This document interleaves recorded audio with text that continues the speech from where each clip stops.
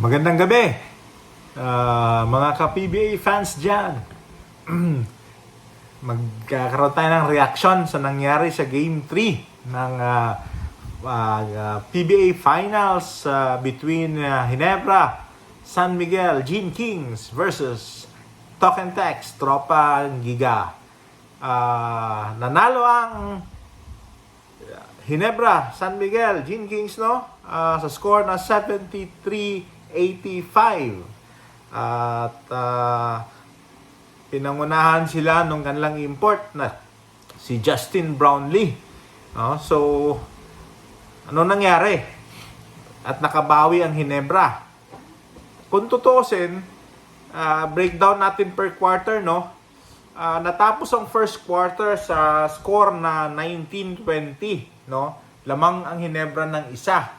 Ang telling factor dito sa first quarter was ginawang starter si LA Tenorio, no? Against sa vaunted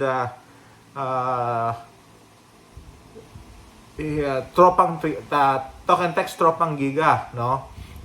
Kasi 'di ba nung game 2 hindi mapigilan ng Ginebra ang two-man game ni Jason Castro at ni Ronday Hollis Jefferson, no?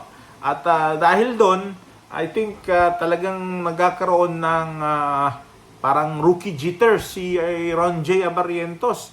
At even up to this game, talagang hindi niya mapigilan si Jason Castro. So ang ginawa ni Team Cone as a strategist, he put in the veteran na si LA Tenorio. At indeed, LA Tenorio scored 7 points on the first quarter alone, no?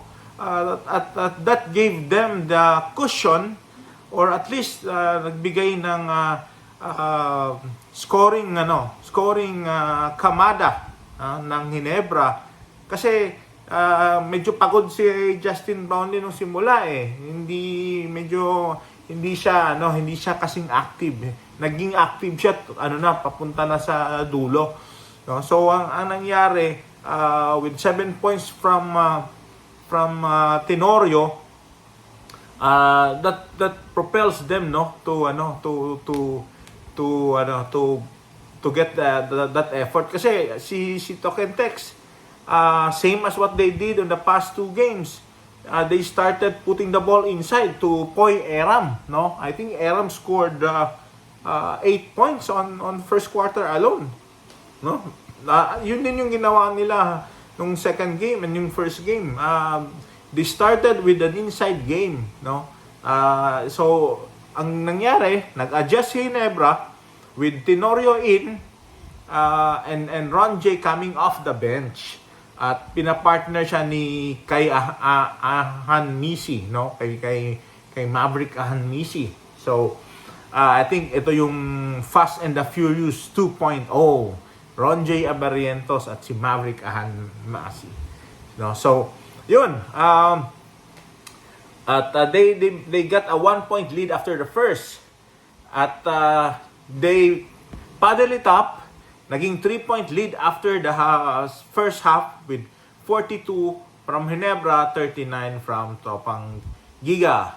At ito palitan lang ng score, hindi pinapalayo ng Token Tex. At si Ginebra naman parang sila, bawian lang, no? As Scotty Thompson titira ng 2 points, babawi naman ng kabila.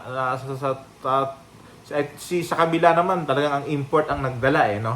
Ang import. Tsaka si Jason Castro.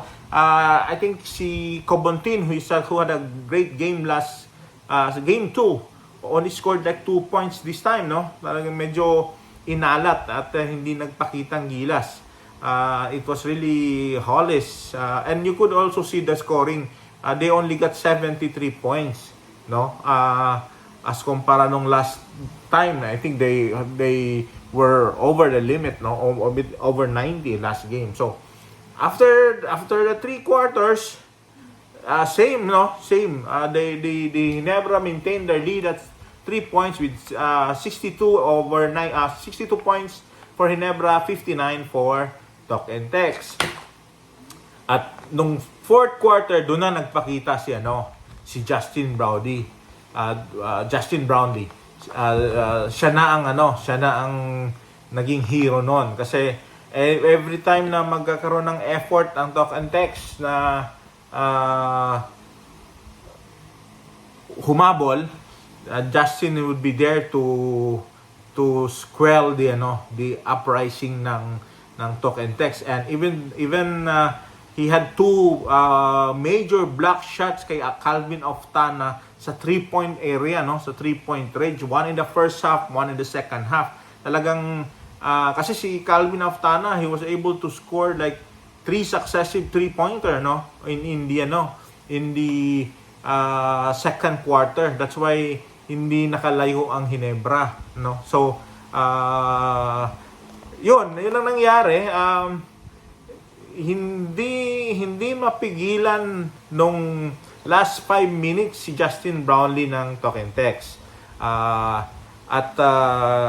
Yun ang naging telling factor kasi it's just a matter of performing streaks and spurts, Walang nangibabaw talaga na player except nung last 5 minutes in which nagpakita na si Justin Brownlee at si Scottie Thompson.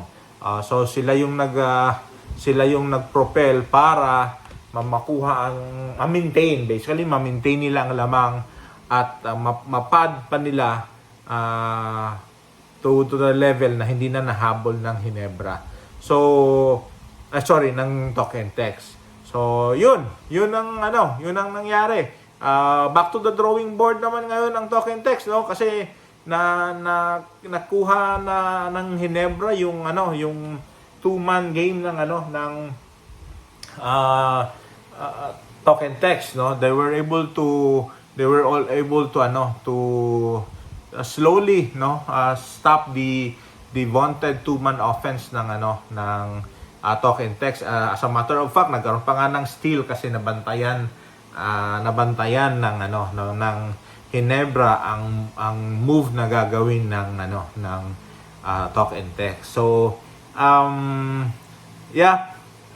si Castro naman ay na-reduce yung scoring. Si Hollis performed well, He had major blocks, He has major blocks, and yung tatlong 3 points ni Calvin Oftana off the assist from Hollis. Pero you cannot win the game by your lonesome, Hindi pwedeng ikaw lang. Talagang may team effort 'yon.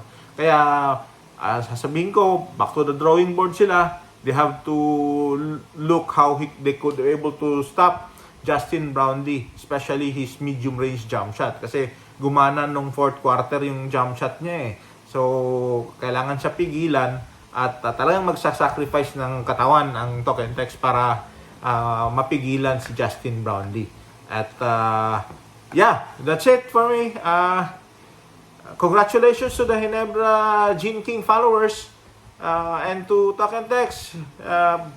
Better luck next time, Game 4. Anyhow, it's a game best of 7 series naman to. The first one to reach 4 wins the championship. So let's see how it progresses on Game 4. And let's see who would win on Game 4. So that's it for me. Bye-bye. Ciao everyone. Let Nick out.